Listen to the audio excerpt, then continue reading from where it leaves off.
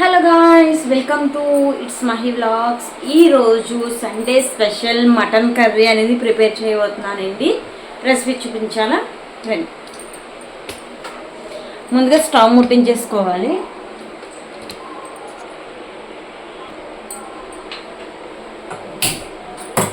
Cooker పెట్టుకోవాలి. Recipe చూపిస్తున్నాను. కుక్కర్లో కొంచెం ఆయిల్ వేసుకోవాలండి. ఆయిల్ కొంచెం హీట్ ఎక్కిన తర్వాత ఆనియన్స్ బాగా సన్నంగా కట్ చేసుకొని వేసుకోవాలండి.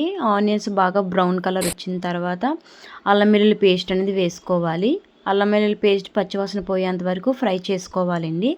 బాగా ఫ్రై అయిన తర్వాత మనం ఫ్రెష్గా ఉంచుకున్న మటన్ అనేది యాడ్ చేసుకోవాలి.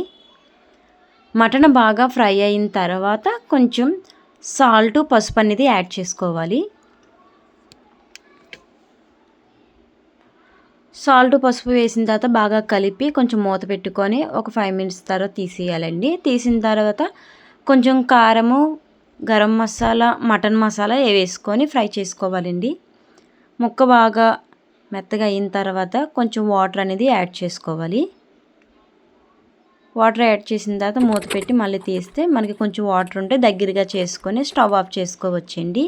ఇంకా ఎంత బాగా వస్తుందంటే నాకైతే చాలా బాగా వచ్చింది మటన్ అనేది. మీరు కూడా ట్రై చేసి ఎలా వచ్చిందని కామెంట్ బాక్స్లో కామెంట్ చేయండి. Thank you for watching. Bye bye.